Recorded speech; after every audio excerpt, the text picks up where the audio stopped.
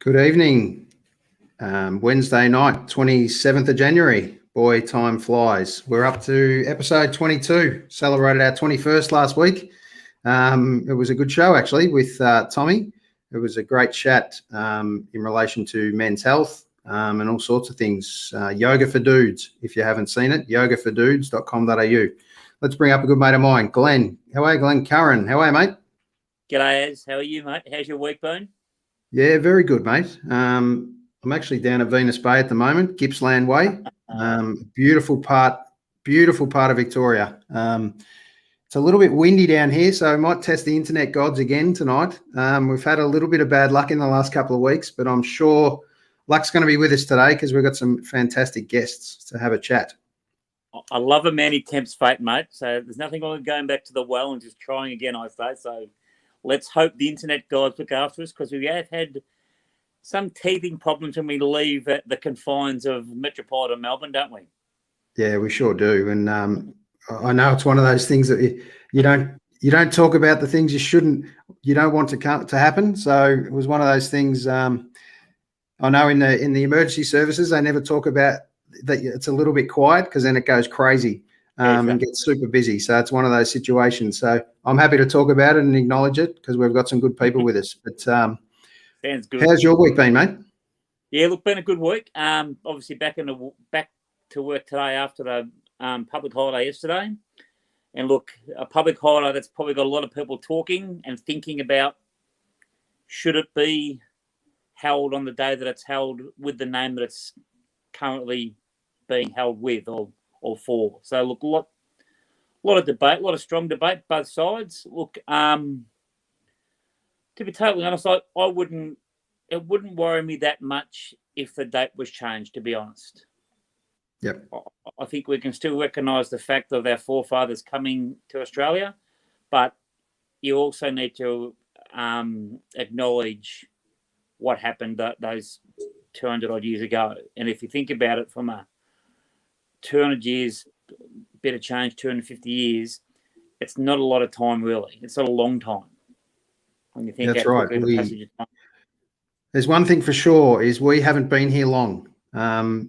And there's so much that was here before us. And, it's taken a long time for so many people to acknowledge this. And I finally think there's just a little bit more momentum than there used to be now. And there's a little bit more people listening.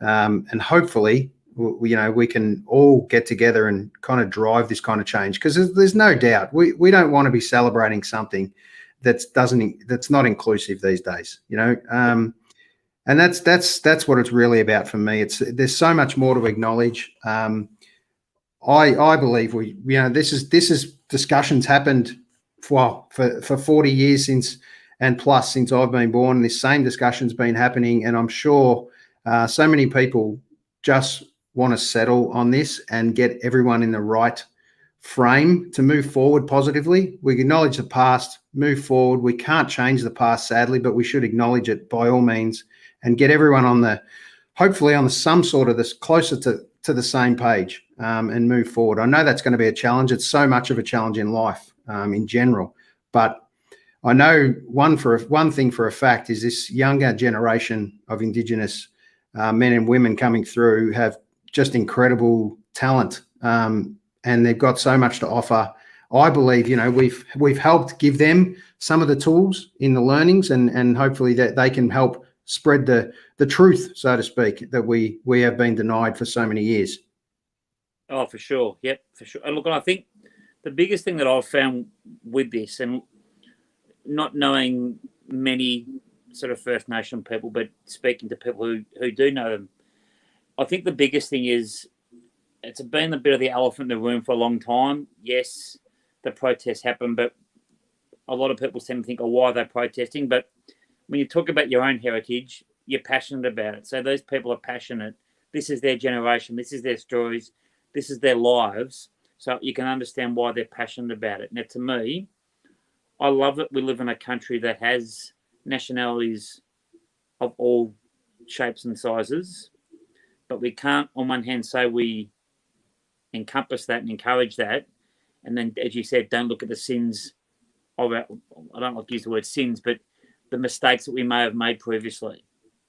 I'm not saying by acknowledging or changing the date that fixes the mistakes, but at least that's an acknowledgement of what's happened beforehand.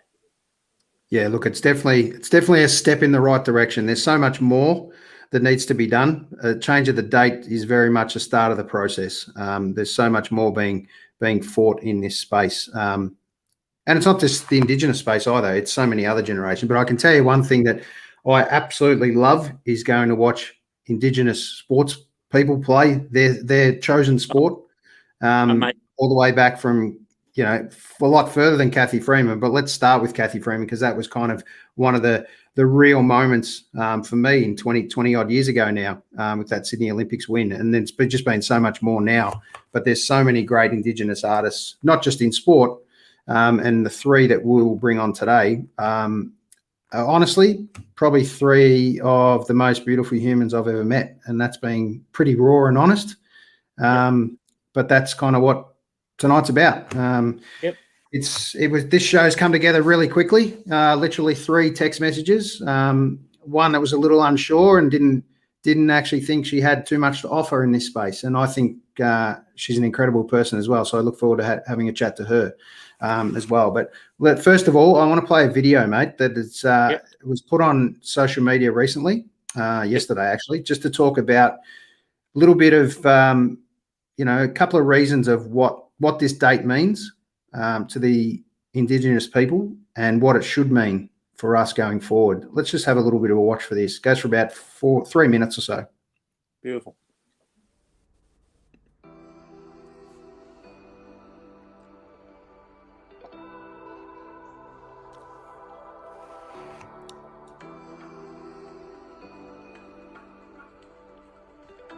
January 26th is celebrated in Australia. But it reminds me of colonial violence, dispossession of our land, illegal occupation, also genocide of our people. It legitimised racism to our mind. I believe only we Australia acknowledge the truth and accept the history of our country.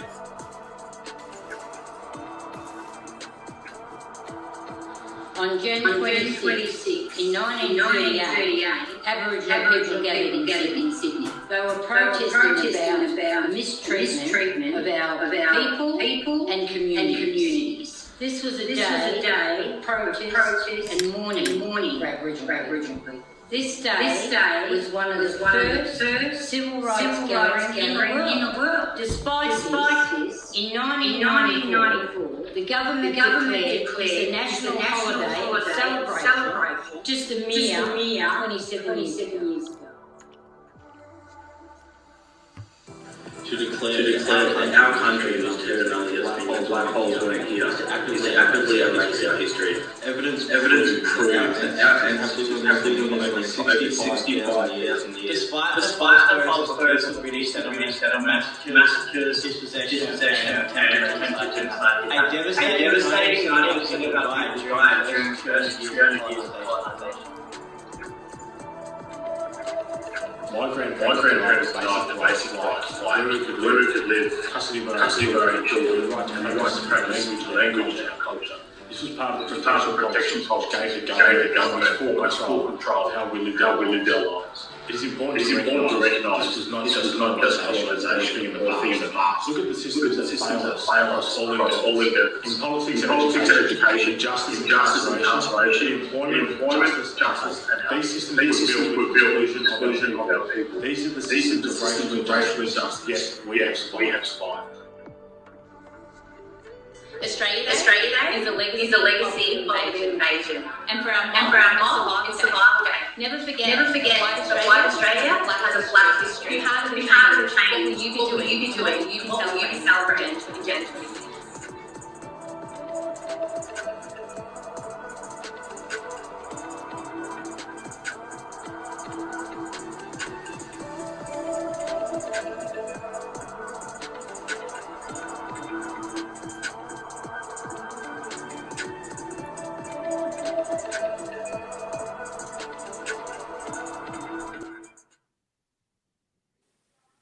Pretty powerful, hey?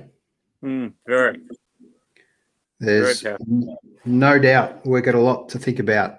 A lot that we don't give it credit for, to be perfectly honest. I think we're still really just scratching the surface of this whole discussion, and we just got to be open. That's the most important part. But let's start with our first special guest. This lovely lady I met, I reckon it's probably close to about 5 to 7 odd years ago, I reckon, around that kind of time. And I originally met her in relation to some sportswear, as you know, cuz that's what I do. And she had a dance group at the time. And that's kind of how we met. And then through the Indigenous basketball carnivals and netball carnivals and all that sort of stuff, that we sort of saw each other a few times. And she's a multi-talented sportswoman as well, as much as so much else now. But honestly, I think she's really found her passion right now. So let me find her and just bring her on and introduce to you Natarsha Bamblett. How are you, Tash? I'm really good, thanks, Aaron. And hey, cuz, it's good to be in here. So, I'm really good. I feel a little bit funny having a nickname like Cuz, because I know a lot of you Indigenous guys, because you a lot of relation to Aquila, stuff like Cuz. So I probably should have just gone with Glenn tonight. So I apologise for that. But looking forward to having you on and hearing about your story and your thoughts on things for sure. Yeah, definitely. Honoured to be here, and like Aaron, you said, it's been a journey. It's been a journey of many things that I've been and become and continuing to become as a woman on my own journey of healing. Dancer, performer, athlete, mum, daughter, sister, play all those roles in community. That's just led me to where I am and my mission, and really playing that out in how I live my everyday life. Yeah, it's look, there's no doubt. Look, I would feel for you guys right now that I'd expect you guys to be pretty exhausted right now. And I say that with the greatest respect, because yesterday was a pretty big day. And a pretty big day for so many. And I spoke to probably half a dozen Indigenous friends in the last 24 hours. And this year, most importantly, has been one of those years that's been a hard challenge for so many people. But one thing I noticed out of that rally yesterday, there seemed like so much more support than ever. And so much more support from non-Indigenous people. And I think, I don't know what your feeling is, but, I'd love to hope that this momentum doesn't just go away quickly. So what's your thought and how are you feeling?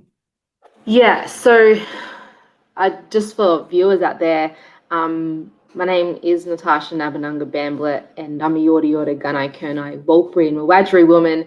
Just for mob out there that, we connect and we introduce ourselves that way, and just a bit of that language, Glenn, that you're speaking about, how we identify and we connect with different mob, cuz, sis, bruz, things like that. So it's really important. Like, that's our first identification, communication, and just speaking on reflection. Like, I've seen a lot of my mob reflect today, because yesterday is a bit like you're in this motion, and it's like it's just happening and it's just flowing, and you're kind of just going through it and trying to stay as present and grounded as possible while you're feeling all these emotions. And I definitely am feeling exhausted and tired, but I want to acknowledge that it's due to the immense energy, and there was so much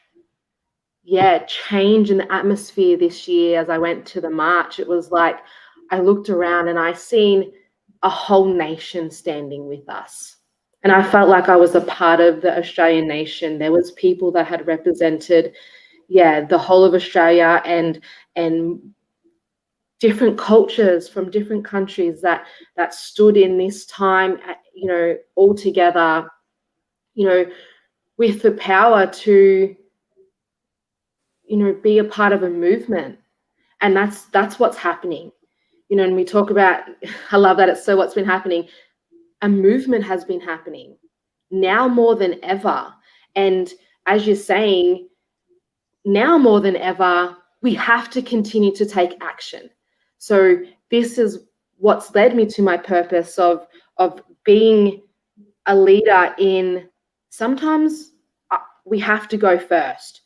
And as an Indigenous woman, I can't continue to wait for my system, for the government to make the change, to decide what's happening with us and how I get to act and live my life. No, I have the choice, and I give myself the power to create what I do with my life and the impact that I get to have.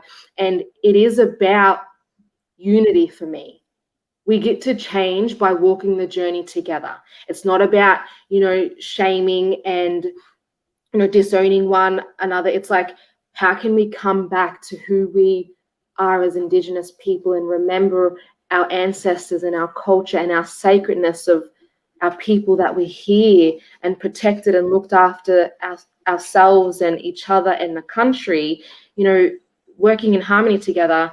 This is what this culture has to offer. How do you not want to be a part of that?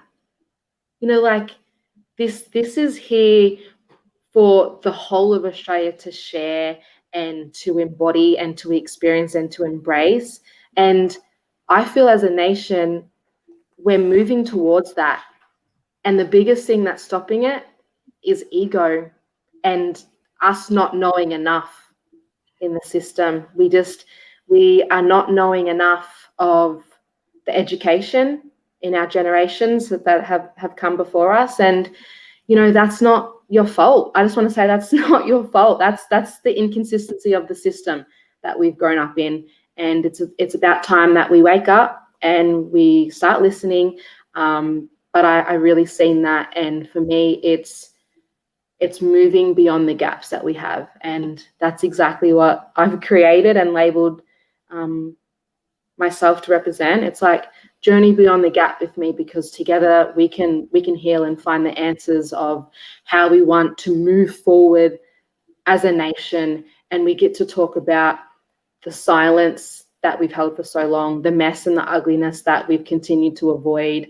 And we get to act out of love for ourselves and for one another.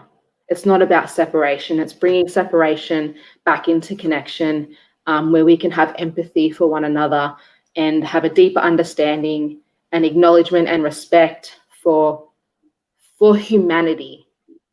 Yeah, for the human race, because that's what I care about. I care about people, and we need more people to care about people. But I'm just feeling a sense of overwhelm, of gratitude, of pride, of being an Aboriginal woman today, the support that I've received from all generations, men and women from all backgrounds and cultures and countries, that it's like, yeah, we're in a movement and we're not being silenced anymore. Our voices, Indigenous voices, are being heard. It's not landing on deaf ears anymore.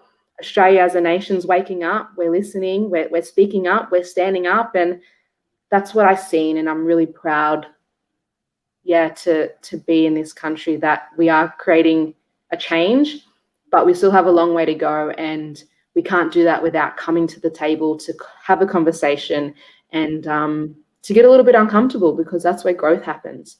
And we need to grow as individuals, and we need to grow as a nation. And sometimes that's uncomfortable. Yeah, absolutely. I know. Sorry, Glenn. We had a wonderful guest on last week, Natarsha, who he spoke about that. He does a lot of things for men's health and that sort of stuff, does yoga for dudes and whatever. And he was speaking about having the awkward conversation. And sometimes you got to have the awkward conversation. And you look at it in your own life, whether it's with your partner, your family. Sometimes we don't want to have that awkward conversation, but when you do have it, it's like the greatest weight is taken off you and it's put in between you, and then it's a problem halved and it's shared. There it is there. We're not going to fix it now, but we're working on it. Yeah. It's that first step, Glenn. Yep. It's acknowledging, like we as a nation have had our, indigenous population carry this weight and this heaviness. And that's what we're all feeling after yesterday. It's always this heaviness. But I felt cool. I'm allowed to share this with people around me because I felt held. I felt supported. I felt seen and heard. And that's what just any human wants to be. They want to be seen and heard for who they are. And that was exactly what happened, Glenn. It was like, cool, this heaviness, I can share this load, and Australia's coming to the table to hold it. Yeah, like we're here to hold, and it's ready to have the conversation, which is like, I applaud everyone who's stepping to it. It is uncomfortable, but hey, let's move through it together. We've been, 230 years of dealing with the uncomfortable, feeling very separate and isolated. Like, this is the movement that we're standing with a nation now. Yep, totally agree. And just tell me, like, it's not just about who came before us and who's with us now, but it's about trying to change this. And it may not change, honestly, totally for our generation, but we want to start to get this somehow closer to being right, what the new right is going to be for this future generation. And this is a beautiful pick. And I know it wasn't one of the last rallies just gone, but you've been out there supporting since you were young, like a lot of Indigenous kids. And once not long ago, you were that small with your little boy there in your arms. So just tell us a little bit about what it's really like to be now coming through in the generation of being allowed to be a little bit more vocal, I guess. And that's where I get to honor the people before me, that they were speaking, and they were raising their voices. It's just in those times, like I said, people weren't listening. People weren't ready to listen to what we had to say. So myself and the generation with me that stand with me, that speak up and march with me, our voices are just the echoes of those before us. And just so proud that I get to hold my son, and he gets to, like, yes, it's a heaviness that he'll carry, and our generations will continue to, until we get this right. And we're preparing. I've been prepared for this all my life. So we're just preparing the next generation of leaders and voices, and what they'll be saying will be different. It will look different, because times will continue to change, and it's about leaving this place better than we found it, like the next generation after us will. Absolutely. Okay, so what I want to do now, and we'll cover off a little bit about what you're doing, a little bit more, about what you're doing in your role now in the community as well. But what I want to do is bring on, honestly, this guy is one of the most talented Indigenous, not just Indigenous. I shouldn't cap it at that at all. And that was by no means with any due disrespect. But Dixon Patten is one of the most genuine guys I've ever met, and one of the most talented guys I've ever met. So let me bring him on. Dixon Patten. How are you, Dix? Yeah, I'm good, Aaron. How you going? Good, mate. G'day, Nice to see your face again. Yeah, you too, mate. Yeah, I was having a laugh at that earlier with Cuz. Yeah, sorry, mate. I wrote on a little private chat, "Hey, Cuz," and I was talking to Tash, but then I thought Cuz might have, I was talking to him. Mate, I'll tell you and Tash very quickly. It was in about grade 4 primary school. One of my mates, I'm still he and I got a birthday a day apart. We're both nearly 51. He said to me one day, grade 4 in the playground, he just went, "Cuz, kick me the footy," and I went, "Yeah, okay." And I've had it ever since. I've got my parents who actually don't know my name's Glenn. Yeah, So it's pretty funny, yeah. But I love it how the First Nation people and you identify that as a family thing. I think that's a lovely trait to do that. yeah. And I, just on that note too, I was having a conversation with my nephew the other day, and we do this thing where you've got your nephew, but you call them nephew, or if you're a mother, you call your child mum. And he goes, why do you call me, or why do you call me uncle? He goes, "I'm not your uncle, you're my uncle." And it was trying to explain to him that it's explaining the connection that you have to them, and that they are, belong to you. So there's always this in our language, whether we're using traditional language or English language, it's always around how you explain connection.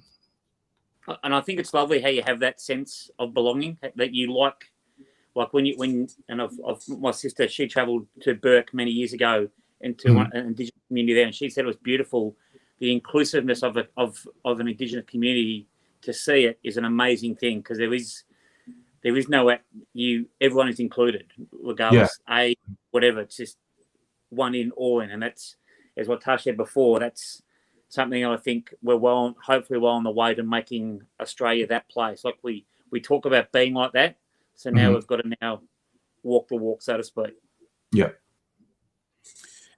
Yeah. So I've got both of you on the screen, obviously at the moment, and I just want to get. Obviously, we've just heard Tasha's opinion on how the last build up for the weeks happened, and then yesterday, and then this all came together literally in 24 hours of the day. I said, I've got to do this, and I want to do this now. So thank you so much for jumping on, guys, at such short notice, first and foremost. And Dix, just tell me a little bit about, I suppose, what it's been like, especially this year and last year for you with COVID, and the change that's brought about for you, and then just what the last kind of couple of days has been like for you.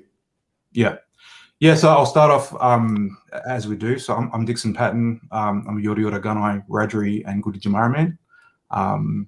Grew up in Melbourne, Victoria, but got family that extends all the way from the border of South Australia all the way up to the Queensland border, right across Victoria. So that's my mobs. But yeah, like this time of year is always kind of like bittersweet, because I've got you get towards the end of the year and it's kind of like you're winding down. You got Christmas, and you got holiday, and you got New Year's, and then my birthday comes up a couple of weeks after that, and then my mum's birthday, and then after that, you're dreading that kind of like, I don't know, you're dreading the day, Australia Day, and I do the rabbit ears because for us, it's not something that we celebrate. It's not something. Like the last couple of years, I've taken up bush to country, just to not be around people, just to avoid kind of conflict or to see the kind of visual, of people flying their flag but not flying our flag, and not feeling really included in that celebration, I guess. And not that I don't celebrate or respect the country that Australia is, because I love Australia, but it's more just understanding the historical things being affected by the historical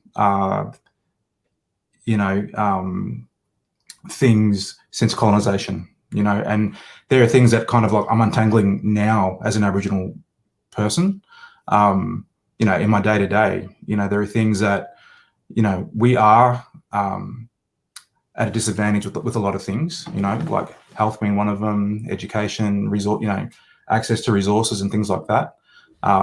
It's all the stereotypes that you got to cop every day. And it's not just tiring for the day; it's tiring being Aboriginal in general, And it's not to say that we're the only people that have problems and that suffer, but it's really like I've done a lot of healing work, like Tasha's been on this journey to kind of like. Not see my culture as a burden. It's about reclaiming the strengths that my culture offers. It's like I said before, it's that thing of like connection and family and healing and one time ago, when you're young and you're impressionable and you're hearing all these negative things, it's like, really, is that how I'm viewed? So you start to feel that way about yourself. And so my last few years has been really kind of untangling all that and saying, no, I'm not bound to these ideas of what you think I am, and it's really like reconnecting with my elders and my old people, my parents, and asking questions and being curious. And then, like that's kind of been informed a lot of the work that I do in my art. It's about, some artists, like use art as a political kind of tool. My artwork's about healing. It's about drawing on what our culture offers, what, the strengths that we have, and not just for Aboriginal people, but for all people, so yeah, like I always wake up in the day a bit emotional, and some days, like, even if I'm not mindful of it, there's that kind of thing that's innate and in my spirit. I've literally woken up with tears, not really thinking about it the day before, because that's the feeling that I have from my ancestors, and on the other side of that coin is I feel a lot of strength from them, but it's you can really feel the heaviness of the day, and it's something that fortunately that people we never had a platform to share this. Like you said, Kaz, it was, you don't know a lot of Aboriginal people, and it's only since like our elders and our forebears and pioneers have been kind of injecting themselves in their spaces in the arts and sports, in politics, so all these opportunities open up now, so more people are meeting Aboriginal people, which means they're curious, and so that's how it's kind of like given me the permission and the space to do what I do, and then I influence people, and then they influence people. Tarsha influences people. Nikita influences people, and so it's kind of flowing from there. But and I'm grateful that we have those spaces. No, we never had them before. Social media has been something that's been really great for us as a community, because we've been able to share and tell our stories on platforms that we never had before. The Black Lives Matter movement, that was something where Black people overseas didn't even realize that there were Black people here. They knew of Aboriginal people, but they didn't understand the struggle. They didn't understand that there was no information or misinformation. So now I feel like this last year has kind of like it's been shit in the sense of COVID stopping everybody, but it's also made people aware of things that they were ignorant to before.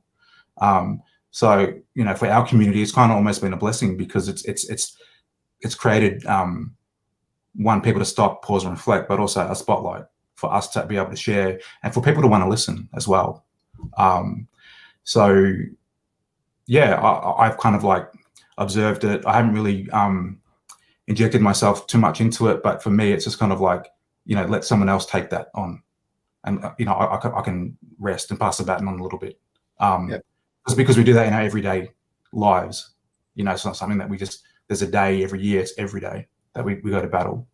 And there's no doubt, Dix, it's tiring doing this and being the the kind of leader and pushing the movement all the time. For someone to be a little bit staggered in the race and choose your time when to move forward and keep the voice and push the baton forward, by all means, totally understand that. And one way I just want to touch on the honestly, I think this is, I've met you and known you for a while, Dix, but one of the moments that I thought was super special was, this had been already highlighted before, but to see this highlighted again on Instagram yesterday by Patty Mills. Just tell us a little bit about this, this bag to the left-hand side here, and just tell us about how your involvement there. Yeah, so the USA and Australian basketball teams that were playing the World Championships obviously played a few exhibition games here in Australia, and I was fortunate enough to present them with this artwork. I think my relationship in the arts, but also within the basketball community too, just kind of, the people that engage me said it kind of makes sense, but you come from a basketball family. We've got 4 generations of traveling three generations of traveling overseas for basketball. So my dad played in America. He was on the first team to travel to the US, along with Paddy Mills' dad and uncle.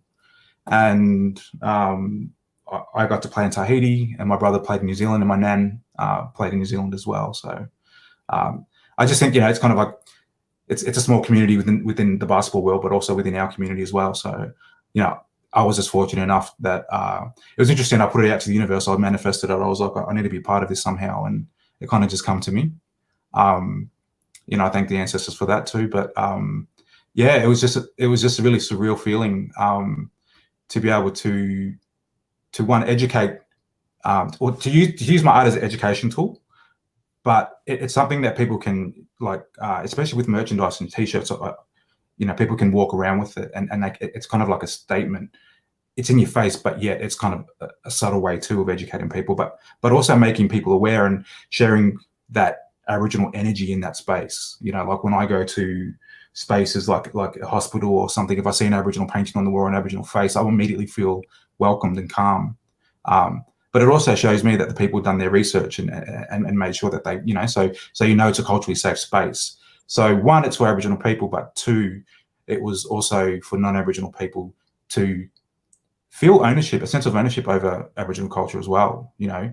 We Aaron said before, like Australia's a young nation, and the history of non-Aboriginal people being here is just it's a grain of sand on a beach. So you kind of like, by not accepting or including Aboriginal culture, you're wiping out our whole history, and the job and the task that we've all inherited and have had to do as Aboriginal people is to, like I said, reclaim, educate, learn in all that we do, but fortunately I get to do that in something that's a part of my culture that we've done for thousands of years, but I'm just doing it in a contemporary way. And, I get to dictate and choose what I'm a part of, so I feel blessed to be able to do that. Yeah, beautiful. One thing I want to do is I can't hold, just as I'm about to bring her up, the screen. You've lost lost her for a second, so hopefully she comes back on in a second. But let's while we're just waiting for her to come back up, Dix, tell us about some of the art that you've done here, and I'll bring up just a couple of shots while we're talking, if you don't mind. Like this, mate. These images are incredible. What sort of? I know they all tell stories, but what sort of even man hours are we talking here? How long something like this even take you to put together? It depends on how inspired and creative you're feeling. It's all about, with art, I can only speak for myself. It's about how connected I am to self. A lot of times if I'm feeling, a bit stuck, I'll go up to my nan's country or my mum's country and connect. A lot of things that I draw inspiration from is about our connection, and I draw on that, and it's about connection to space, time, people, community that you're in, the community that you're from, the community that you visit, the community that you work on.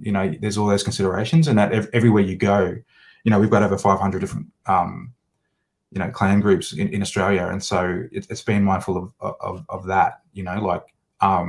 I try and tell people, we're not just one culture. We're a collective of different cultures. We might have similar principles, but ultimately, if I go on someone else's country as an Aboriginal person, it's no different if you're in Europe and you're traveling from Yugoslavia to Serbia. There might be similarities, but there's also differences. It's the same thing for us. Yeah. Okay, she's back. Let me. I don't want to hold her back any longer in the green room. And the incredible part when I reached out to Nikita is her message back to me was, I don't know if I'll be as interesting as the other two. Now that says a lot about Nikita and how modest she is. But honestly, since I met Nikita, I've seen her grow so much as a female Indigenous woman, and she's incredible. Let's face it. I know you guys are biased, and so you should be. But she's a beautiful human being. So let's not hold her back anymore. Bring her up. Hey, Nikita, how are you? Hi everybody. Hi, Nikita. How are you? Welcome on to the show. Thank you. How are you? Sorry about that. Your audio is a little bit crackly, but we'll work through it. I'm sorry. So, yeah. That's all right. That's all right. Firstly, thanks for coming on. Oh, thanks for having me.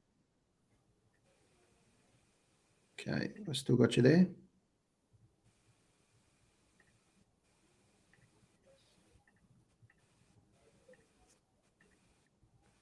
Okay, I think we've lost it for a second. Hopefully that comes back on in a second. The modern world works well. Yeah, for once, it's not my internet. You jinxed it, Aaron. Give it time, buddy. Give it time. I did jinx it. Let's bring her back on in a minute. As you can see, Dixon and Tash, that Aaron is the internet guru of the show. All right, let's try sorry, again. I don't know what's going on. Welcome back, Nikita. It's been so long. Sorry. That's all right. No problem. Nikita, thanks for coming on. I know it was super short notice, and I know you told me you won't be interesting, but you are very interesting. And I told you, as I mentioned to you, you are an amazing human being. Not only sportswoman, I've crossed multiple sports, and here's one that you've taken up recently for not only fitness, but boxing's in your blood and your veins, and I know you get so much enjoyment, both mentally, physically, out of it, and I can see that in the way you kind of approach it. But I just wanted you to kind of touch on just your kind of feelings in the last couple of days. I know it's been a tough day for so many people, but just sort of, how you're feeling at the moment, day after the 26th of Jan. Yeah, I guess the 26th of Jan was always I've got a bit of a personal story with it because my father would often play. Well, every year he played at the Survival Day Sharing the Spirit Festival. So I used to love going with him, and he would storytell through his beautiful voice and his music. So, and also his birthday was on the 24th, which is 2 days before. So this year, since my dad's crossed over the dream time, it's been a bit hard for me to show my face, and it always comes up with mixed emotions. I was brought up in the Aboriginal community, but my parents always encouraged me to branch out and and to make friendships with other cultures. And I was raised in Collingwood, so there was a lot of opportunity to do that. So you'd get people that you thought were really close to you put up, especially with social media now, will put up their opinions of Australia Day, and it hurt. It just would. So, I mean, I've got mixed emotions. I like to celebrate the survival of all our mob, like our ancestors passed down a lot of strength, and we owe it to them to keep, striving on and fighting for our rights and make sure our voices are heard. And also, as a mother to 5 children myself, it's a huge responsibility for me to pass on all the messages my dad and my mum, but in particular all the songs Dad wrote about the struggle and all that kind of thing. So yeah, I mean, because my dad's no longer here anymore, I struggle just because it's close to his birthday as well, and he was a main face at leading the marches, behind the microphones, behind the mic on the stage. There he is. And yeah, so I get a bit of I get quite emotional. I've struggled the last couple of days. But over the time, I'm hoping that, there's no time limit on grief, and I'm hoping over the years I get stronger and I can walk proud in his footsteps. But that'll be absolutely very, very hard to level up to. Yeah, well, it's always difficult, Nikita, when you try and think that you've got to do it just for them as well, and you're doing it just for yourself too and your own family. So you are totally honouring your mob and your people, plus your dad. And I can tell you one thing about your dad from this photo. He was one of the coolest cats out there, that's for sure. Look at that dress. Like how good is that he knew outfit? how to stand out. He was very trendy. He pulls that off very well. Very trendy. There he is. Yeah, You should have sure given was. all his levers with his Harley. He's even better. Yeah, well, this is him a little bit older. Great pick. Yeah, It is a still great cool as hell. Yeah, absolutely. And just But a shot yeah, of him on screen as well. Yeah.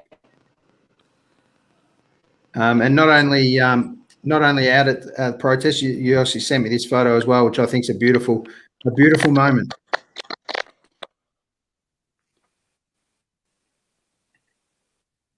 Just lost Nikita there for 2 seconds. So I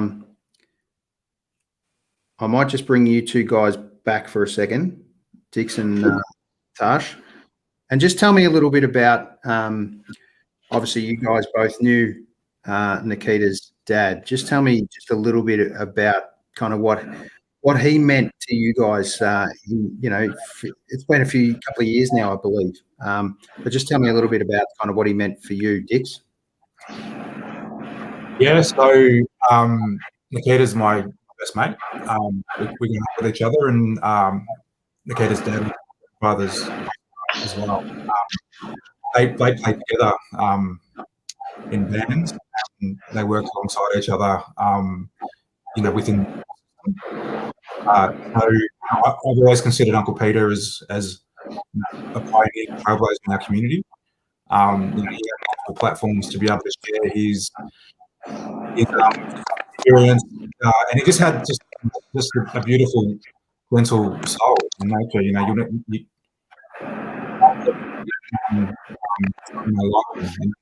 that I say that about people that have passed, but for me, my biggest regret is letting them know that what he meant to me personally. You just always think that people are going to be there forever, especially when they're such strong people. I think that's I had a yarn about after I lost my grandfather not long before that. So just for me personally,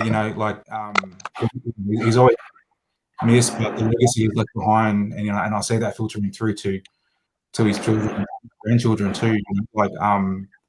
His energy is everlasting.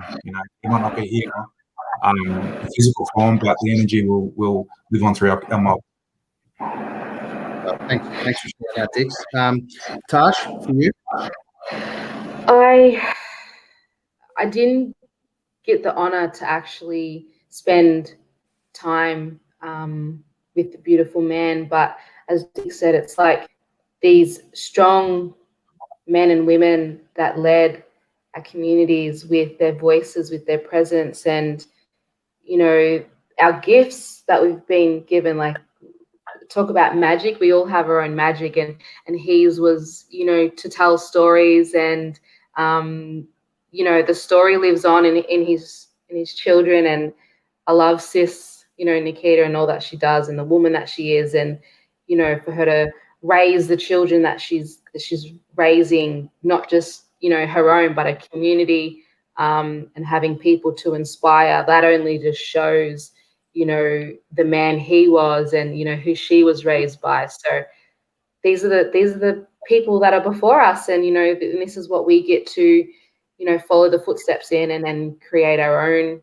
space. So for him and the people before, it's like, deeply honored to have them before us and have led the way. So just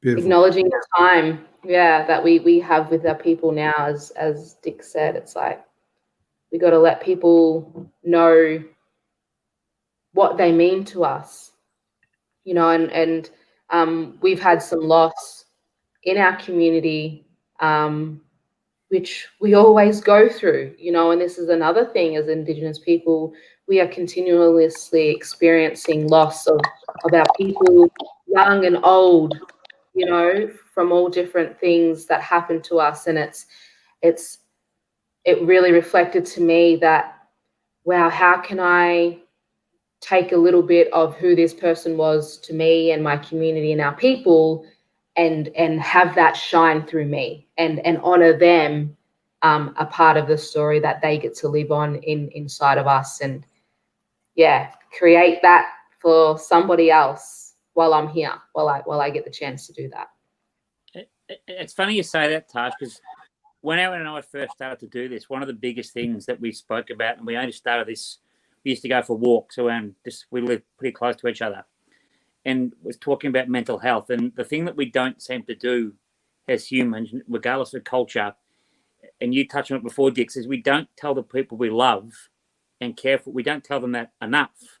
And then when they do pass, our first thought is, oh shit, I didn't tell that person how, like, I know how I felt about them, but you often think, did that person know how I felt about them? And as you said, Tash, then what you then try to do, and I think we all do try to do it, and it's wonderful to hear you three speak about your father, Nikita, that when someone you do love passes, it's not a burden. You've got the responsibility of, okay, you're going forward, you've got to take that little bit of them that you love so much and stick it in your back pocket and use it for your challenges that you come up against in life. And I think that's for myself personally, that's why I was rapt to have you guys and hear your guys' stories tonight. But that's the main reason that Aaron and I started this up, that we don't tell the people we love often enough how much we love them, how much they mean to us. And it's not a hard thing to do.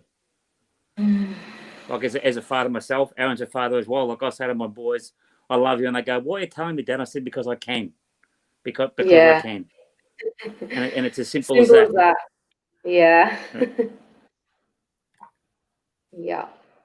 Just trying to see if Nikita's frozen again. No, she's about back. All right. No, she's back. Just again. That's all right. That's cool. That's all part of how it's going to happen and roll tonight. So that's fine. Okay. So, look, I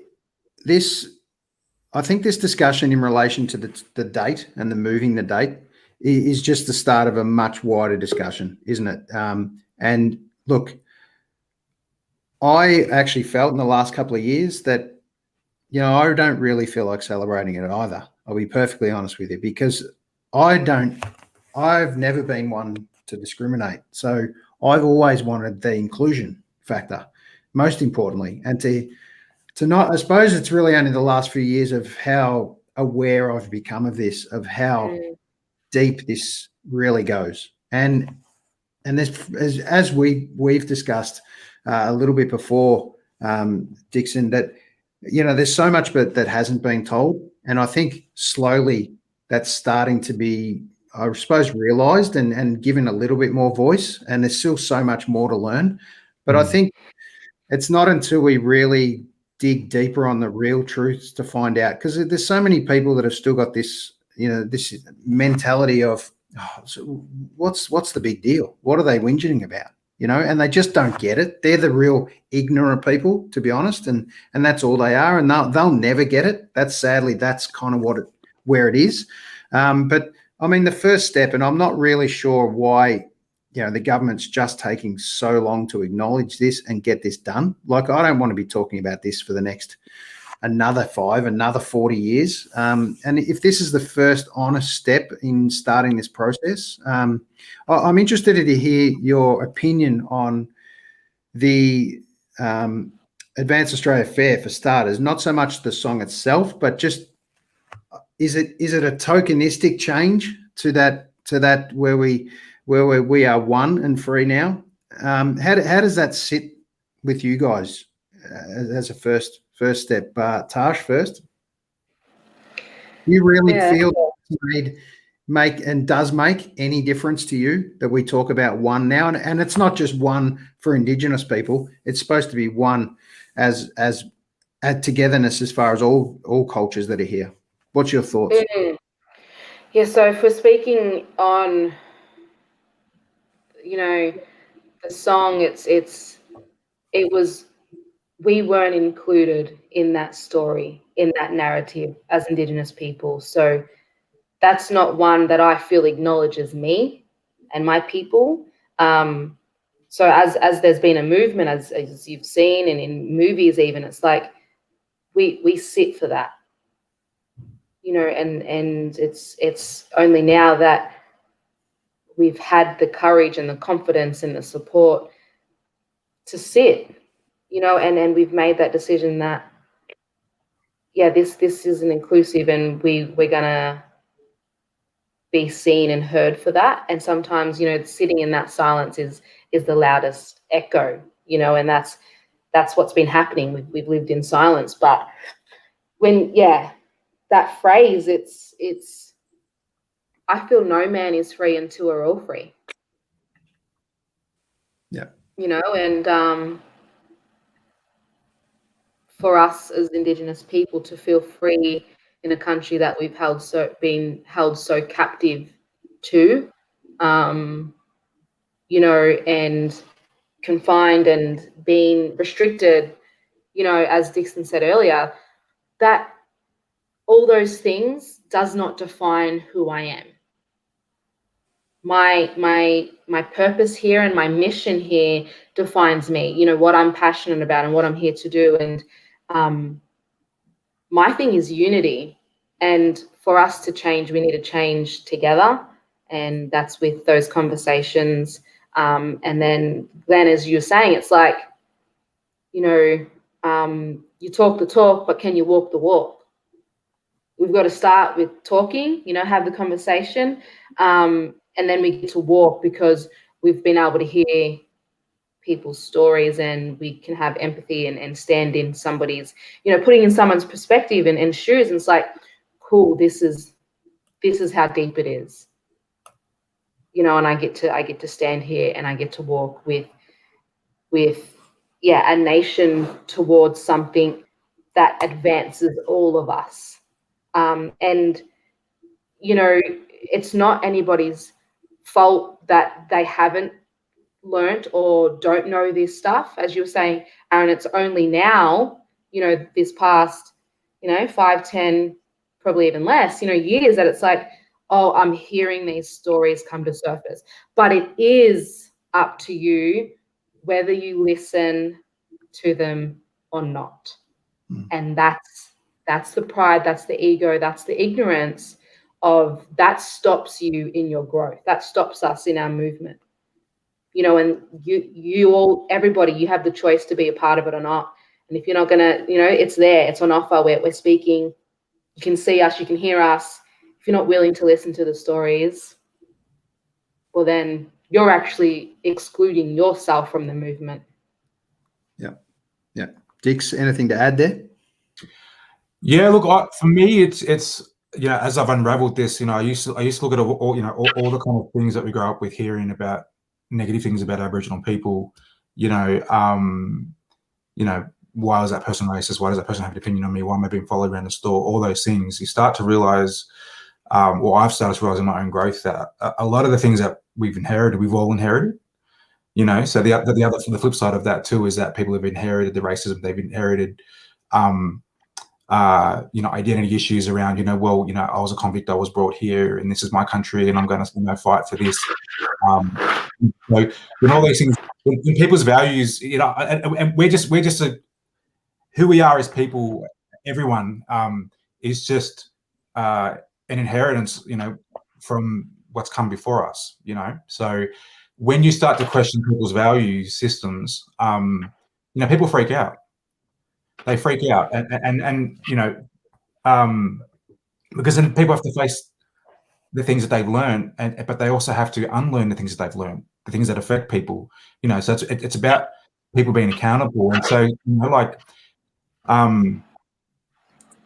yeah, for me, it's really trying to understand, well, what's the issue around the day. You know, it's not really a tradition. It's on, you know, it's been celebrated on 4 or 5 different dates. It wasn't the day that we became a federation.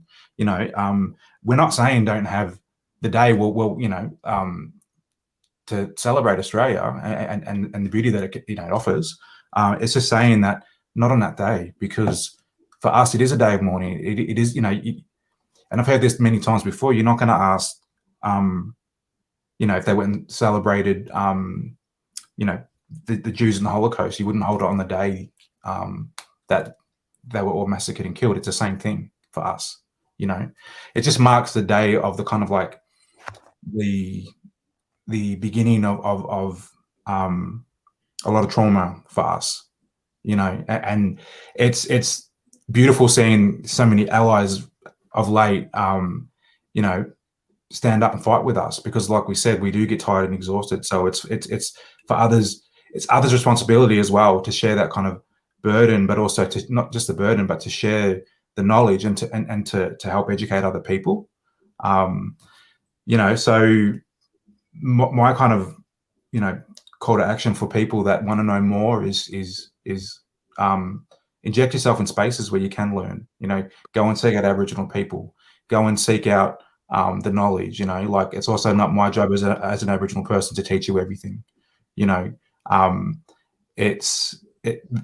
in itself, like, even when I'm engaged as an artist, I find myself being a consultant as well, because I've got to teach them, about my culture, and I've got to teach them about what you do and don't and can't say. And it becomes this whole kind of process, that becomes much more than just having a skill set, and a service and offer. So, but I imagine, for not just in my space, but in a lot of things that Aboriginal people do, just for the mere fact that people don't know enough, so it's just helping create systems together. And that's what we're all fighting. We're all fighting systems, right? So it's not just about Aboriginal people. It's also, but if we're going to talk about that, how broad do you go? Then we can't leave gay people behind. We can't leave women behind. We can't leave disabled people behind. Refugees, So I feel like when I go to war every day for Aboriginal people, I'm also fighting for those minorities, because I know what that feels like, and they were the first allies, But when you find yourselves in kind of positions of influence, it should, you're not really a leader if you're not inclusive of everybody. It's just kind of you're there to self-serve, and public servants forget that they are just that, to serve the public. But a lot of them, there, unfortunately, are there for their own self-interests. It's disheartening. You had Scott Morrison talk about when Captain Cook came, and his commentary was about it wasn't too crash hot. For the people who don't see them, well, what a disgusting thing to say. I've got lineage that are from those ships as well, but it's to compare the two is it's opposite ends of the scale. It's ridiculous. It's really insensitive. And to me, I kind of I see this momentum happening within people claiming power, but then the leadership. You say things like that, I feel like it's setting, it's going back 100 years, because it's like you don't understand, and it makes you feel, or makes me feel, not included, not cared for, not considered. It's like Tash said before, if we're going to include all, let's include all. Like, let's be true to our word, and let's be accountable and say, well, in order to move forward as a nation, we can't leave anyone behind. Aboriginal people, unfortunately, have the worst stats in the world for health, in remote communities and urban communities. And that's by no fault of our own, and we need assistance with that. We fight, like I said, every day for that. But we need allies, and we need people to educate themselves so that we can have the platforms, and we don't want people to come in and save us. We can do that. We can do that ourselves. We just need the platforms to help us do that. There's a difference. It's an assistance thing, not pity, isn't it, Dixon? Absolutely. That's the fine line, isn't it?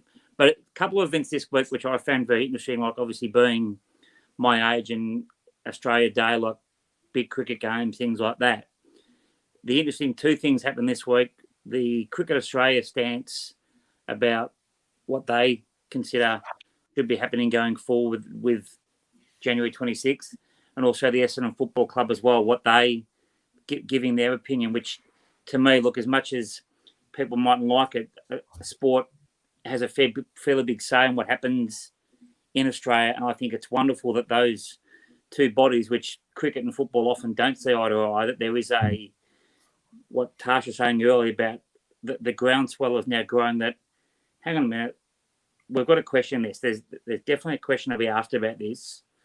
Let's ask the question. And as Tash and I were saying earlier about that awkward discussion, people are not thinking this is right. Not only First Nation people like yourselves, but other Australians as well. So if it's not right for the majority, well, we need to do something about it. And as much as simple as that sounds, that's often as simple as it is. If it's not working, let's all try to think of a way we can fix it. Yeah. Well, a couple of people, we normally have another guy on as well, Alan Lovey. He's normally on with us as well. Unfortunately, he had a last-minute personal thing to attend to, so he apologised for not coming on. He really wanted to jump on with you guys. So I think we can talk about this again at another date, and I'd love to, because this is really just scratching the surface. There's so much more, and I don't expect you guys to come on as necessarily educators. I want to bring on the positive nature and talents that you guys bring, and also help to extend the network who we've brought on here. One of our motives in our show is we bring on musicians at different points. So I'm sure there's some we can connect through your community as well. And Tash, I know that A lot of talent. you're at a gig yesterday. Well, not a gig, but there was a part concert last night. Just tell us a little bit about how special that was. Special enough to have like no words to describe it. It's when I could go to a country and, you know, be welcomed on that country, and then to follow an elder's welcome, to dance. It's echoing the sounds but with movement. And I'm definitely not the singer, but I love to be able to tell a story with my body, as cousin Dix tells it with his artwork. And you know, that's my magic. I get to feel, and I get to take you on a journey with my movement of my body. And then just echo that with my story, and bringing the connection, not just that you're receiving from me, but then I'm able to give that to you, and allowing other people to move their bodies with me together, that we're able to connect to something that's bigger than us. And, you know, that's the country around us. And, you know, the energy that I was receiving back from people, like I said, I just felt so held, supported and loved. And, really, really proud to be an Aboriginal woman, you know, and still, so it was beautiful. Yeah. And just tell us a little bit about what you've got coming up, Tash. I mean, this image is fantastic. I absolutely love it. It's a great shoot you've done, and super powerful. Yeah. So just tell us about what you've got coming up in two destinations. Yeah, Shepparton, firstly. Yes. And then in Melbourne too. Tell us a little bit about this program.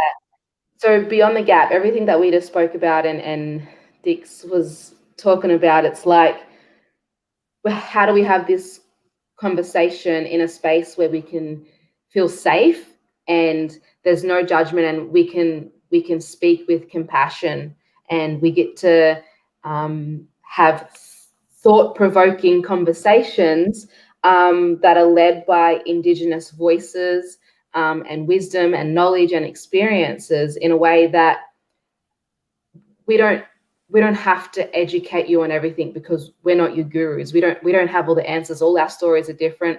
All our levels and depths of connection are different. We're all on journeys at different stages in our lives. You know, it doesn't matter how old you are or the color of your skin or what country you come from. That doesn't define your ability to, you know, to continue to teach and educate. Like, so for me, this is my power to facilitate and to hold spaces where non-Indigenous people get to come and really talk about these tough conversations that we've kept quiet, and learn the things that they're so willing and wanting to learn, encouraging them to come with an open mind and open heart in spaces where we can,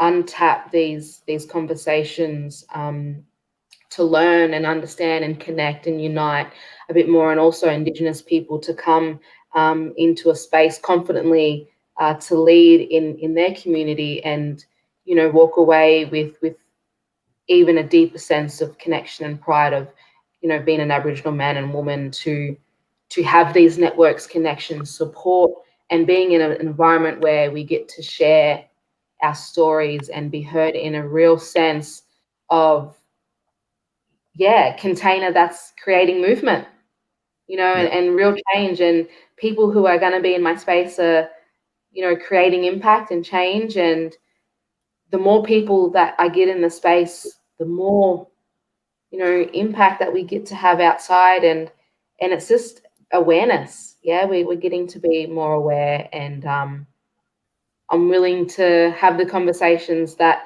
others won't, and because I feel like I've been prepared for this from my ancestors to be leading in this space, and acknowledging every Aboriginal person for what they do, and they always have an impact, no matter how big or small they think it is. It's always a part of the movement as a collective. And I've been prepared to have this conversation and to hold these spaces, and I'll be highlighting all the Indigenous people from all different walks of life and all their talents and magic that they have: artists, singers, dancers, performers, actors, in politics, presenters, elders in the community, young people, and all generations of voices that you get to come and experience. So beyond the gap, because, I think we're past closing the gap. It's not, like we have to journey beyond that for us to see together how we can heal together. We get to share this load and heaviness that we've been carrying, and beyond the gap, when we journey there, it has the answers. But just one person at a time is my focus. I care about people, and this event is for you. Fantastic. So there's two places to check that out. The first step is Instagram, Miss Soul Inspires, and that's an unbelievable little caption or handle. Great name there. So well done on that. And thank you so much for having the strength to do this. I know it's been through your journey. You've really grown, probably pulled yourself apart a few times, and got super raw, and found out kind of the real person you are, and drawn on so many more strengths from so many different influences, I guess, over time. And you got so much to offer. So I wish you all the best in this space, and I hope these two events go really well for you. Thank you very much. We'll be definitely having Dixon there, speaking his story as well. And that's what it's about. It's about me. It's about the people who are coming there for change. So thank you.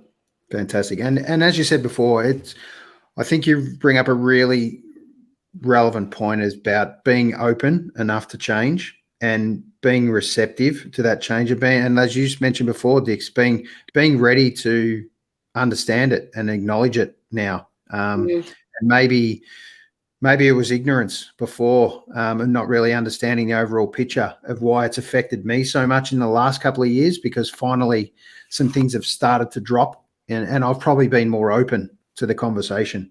So thank you. It's been, as you know, it's still raw for a lot of people, and it's, in some respect, I just still feel embarrassed that we haven't got there, and that's going to take time. Sadly, it's going to take a lot more time, but hopefully we've started this journey and we can push all forward together. So I'm with you guys. Anything we can ever do to try and help the situation. I know that's said said probably off the cuff to you a lot, probably from different people that don't mean it. And if they do mean it, it's kind of just said it through conversation. But we generally mean that. If there's anything we can ever do, please come on.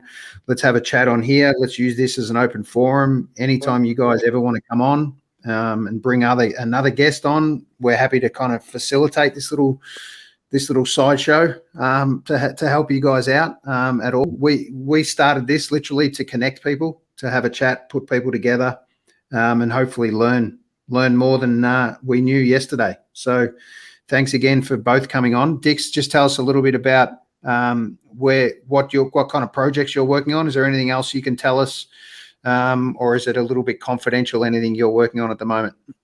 Some confidential, but exciting. Great, so fantastic. Like we just had the launch of our train for V-Line. So that's kind of the first time that's happened in history. And that artwork was about acknowledging, the 38 different language groups across Victoria, if people didn't know that. So that was, a blessing to be a part of. And this emergency page I've got in front of me, I designed for the, to acknowledge all the emergency responders for the Victorian fires. So you might not be able to see it properly. This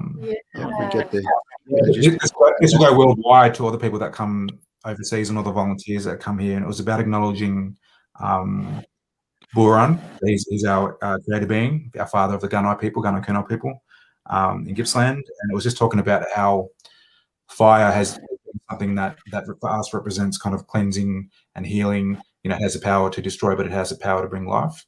Honoring the relationship of how we've used fire in land regeneration. That was an engagement commissioned through the Victorian state government. So that's coming out soon. I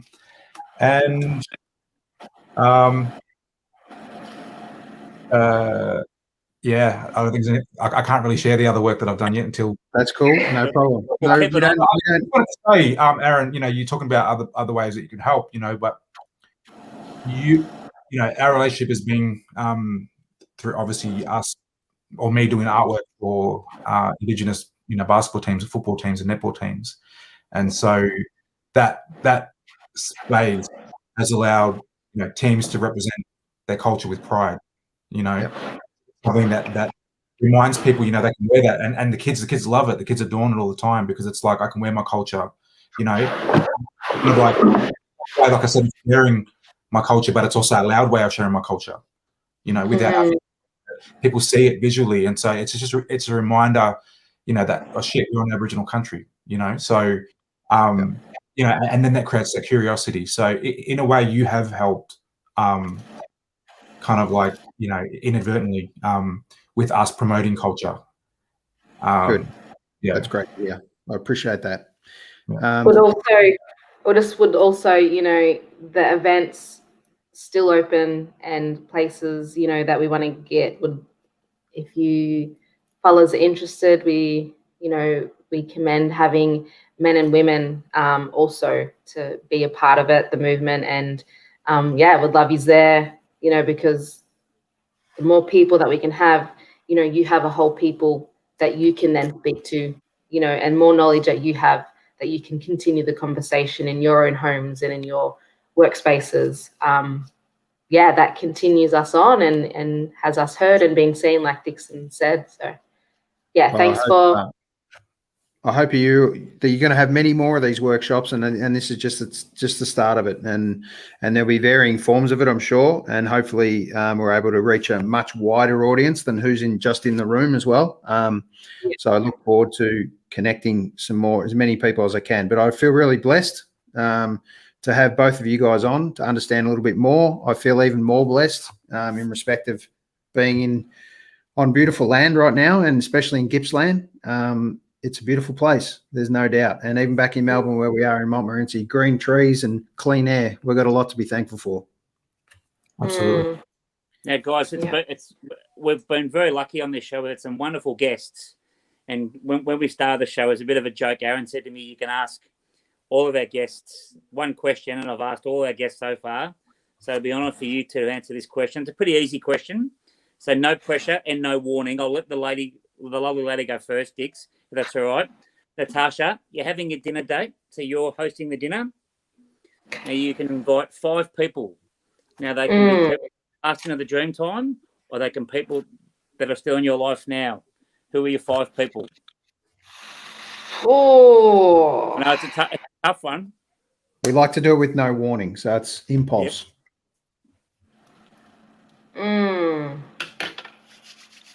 Feel free to invite Alan and I. We don't eat much, so we'd be more than happy to come. So this is anybody. Anybody. Yep.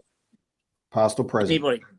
Past, present, I suppose future as well, if you like it. Okay. Michelle Obama.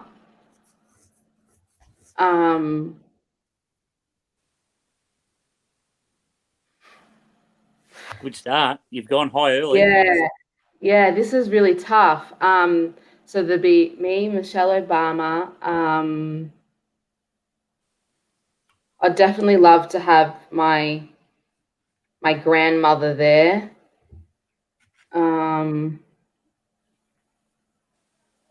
I'd love to have my son at the table.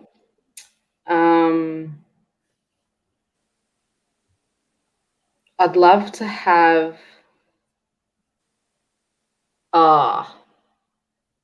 Beyonce, because I'm a fan. And she's just like fierce, and aren't we all?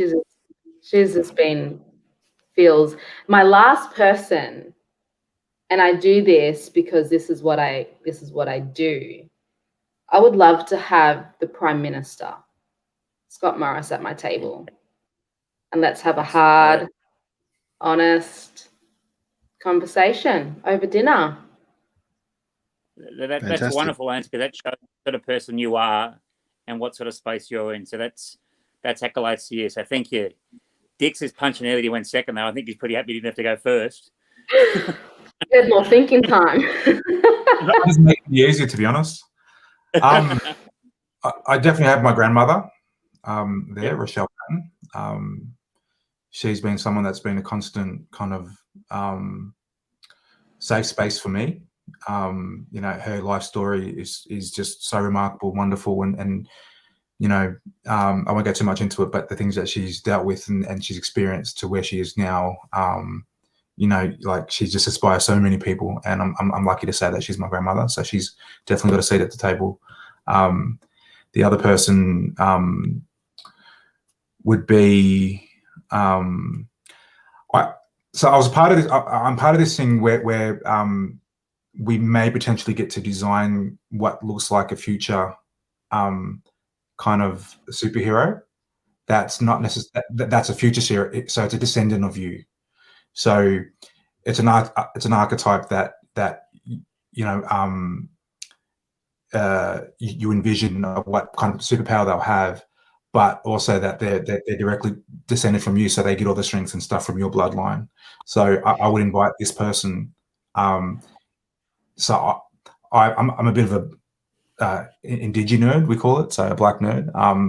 You know, I love all movies and stuff for obvious reasons. You know, like it's kind of like we've needed a lot of heroes in our life, and we have them in real life, but also to see that on screen and play out.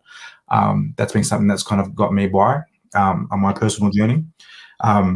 So it would be this archetype that I would design. I don't know what that looks like yet, but I just know that they're a descendant or a future ancestor. Yeah.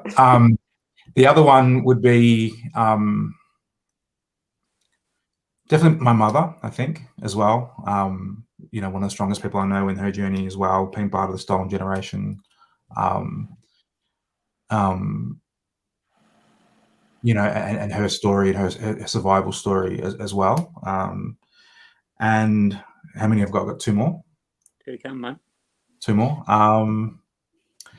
The other one would be Lauryn Hill. So she's during a period in my life when I had a lot of kind of growing and a bit of kind of anxiety and depression, like her album Miseducation, Lauryn Hill dropped, and kind of like it really got me by during a really tough period in my life. And I literally bought that album 8 times. Ever since it dropped out, because whatever I lost it or got scratched, I'm like, I have to go buy the CD. So but I was fortunate enough to actually meet her and gift her something that Nikita made, actually. So it was a gift that I got for my birthday, and I was able to present that to her, and that was something that I manifested, and I got to meet her. But it's something I would love an opportunity for her to kind of sit at the table, and the way that she's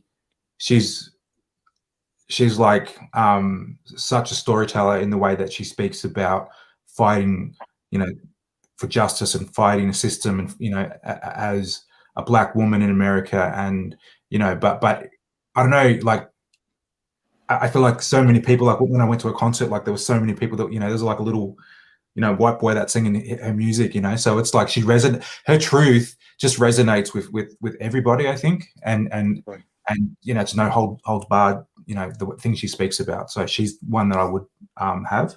And lastly, yeah, it's really hard. I'd probably have I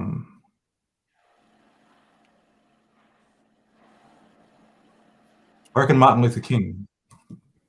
Oh, Yeah. oh, Good Yeah. one. you got me. Yeah. Pretty good dinner table, this one. Yeah. It's Martin Luther fantastic. King, for obvious reasons, but just the way that he kind of fought, against the system, but with such dignity and such grace. And, it was rare that things swayed him, and he always was steadfast in his truth, and, what we've all needed. There's many ways to fight a battle, and the obvious one is with anger. That's the immediate thing that sometimes we go to. But I feel like the way that he approached life and approached, fighting for justice was just really something to be admired, and something that we, the energy that he's given people, and people still refer to him and quote him, and that'll be for everything, I think, for as long as we have a written language, and he'll always be in human memory. So fantastic. That was I don't know about you, Cuz, but they were probably two of the best dinner table lineups that we've had, and I reckon I'd change my mind. You might get a last substitution. When we have you back on, we'll say 7 so you can squeeze us on the end of the table. just at the either end. Well, Son can sit on my lap, so I'll have another bed. As long as we're there in some way, shape, or form. But as I said, guys, it was lovely to hear you say that, because and no disrespect to the other guests, and Aaron and I are so lucky and lovely as well, and Berkey, another mate who's involved with the podcast as well. We love it that people come on, and the biggest thing we say about it, there's no airs and graces. People bear their souls, and we and the people who watch, we're the true benefits of that. So to listen to you both speak then, just watching you really think about who the people you wanted to invite, and especially both of you mentioned 2 members of your family, that to me shows me how much you think about your community. So the model that the Indigenous people use, it shouldn't be that hard for all of us to try to take that on board and move forward with it. So thanks for sharing, guys. That was wonderful. Yeah, really appreciate you coming on, and look forward to having you back on, maybe individually, and we dig a little bit deeper on your individual stories and your family histories as well. That'd be great. Thanks a lot, guys. Enjoy your rest of the night. I know we went a little bit longer than we first suggested, but it's kind of an open forum, and we really appreciate you being so raw, honest, and open with us. Thanks, guys. We will catch up soon. Thanks for having me. Take care. Thanks, guys. See you, Azza. How good were they, mate? Fantastic. Two the most greatest human beings. Is that the best dinner questions ever? Oh, yeah, that was super. Well done. It was perfect timing too. Yeah. Yeah, well, it was just wonderful, and this, I mean this in the most genuine possible way. They're so easy to listen to them speak, because we talk about musicians who we like to go and see, who tell stories. The musicians we like to go and see. Their life is a story. Yeah.